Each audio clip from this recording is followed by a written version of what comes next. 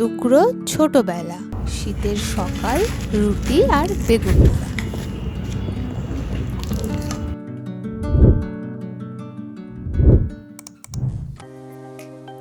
চেষ্টা করবেন বাজার থেকে এই না কালো না সবুজ কাটা বেগুন আনতে।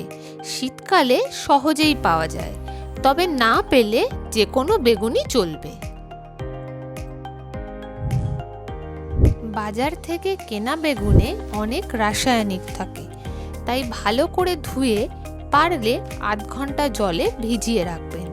তারপর জল ঝরিয়ে হালকা তেল মাখিয়ে পোড়ানো শুরু করব।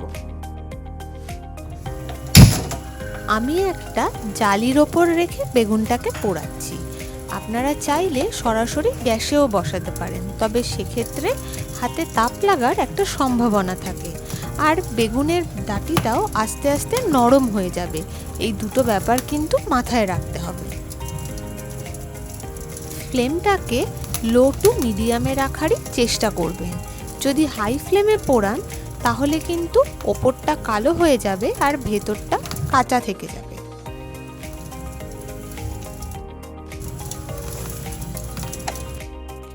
উল্টে পাল্টে চারিপাশটা ভালো করে পুড়িয়ে নিতে হবে। মোটামুটি 7 থেকে 10 মিনিটের মধ্যে বেগুন পোড়া হয়ে যাবে। যতক্ষণ বেগুনটা পোড়া হচ্ছে, সঙ্গের জিনিসগুলোকে কুচিয়ে নিচ্ছি। প্রথমেই স্বাদমতো লঙ্কা, তারপর কুচিয়ে নিচ্ছি মাঝারি সাইজের দুটো পেঁয়াজ,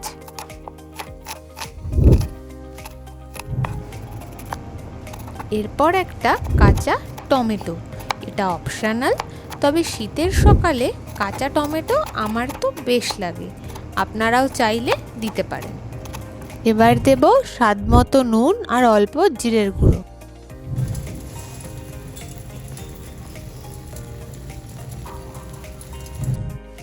চারপাশটা কালো হয়ে পুড়লে একটু কিছু দিয়ে চিপে দেখে নিতে হবে নরম হয়েছে কিনা।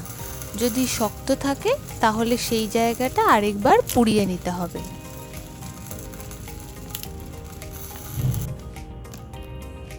বেগুনটা পোড়া হয়ে গেলে জলের মধ্যে দিয়ে একটু ঠান্ডা করে নেব। তারপর যেহেতু বেগুনটাকে পোড়ানোর আগে তেল মাখিয়ে নিয়েছিলাম, তাই খুব সহজেই হালকা হাতে খোসাগুলো দেখবেন উঠে আসছে, সেটাকে ছাড়িয়ে নেব।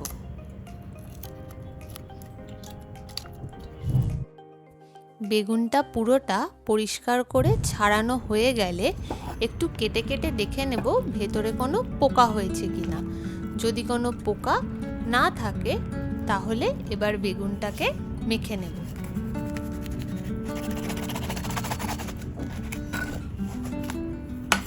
বেগুনটা গরম থাকতে থাকতেই হালকা হাতে মেখে নিতে হবে। ওপর থেকে একটু সর্ষের তেল ছড়িয়ে সব কিছুর সাথে ভালো করে মাখিয়ে নেব। এর মধ্যে চাইলে রসুন এবং পাকা টমেটো পুড়িয়ে মাখা যেতে পারে, তবে আমার এমনই ভালো লাগে, তাই আমি এইটুকুই রাখছি।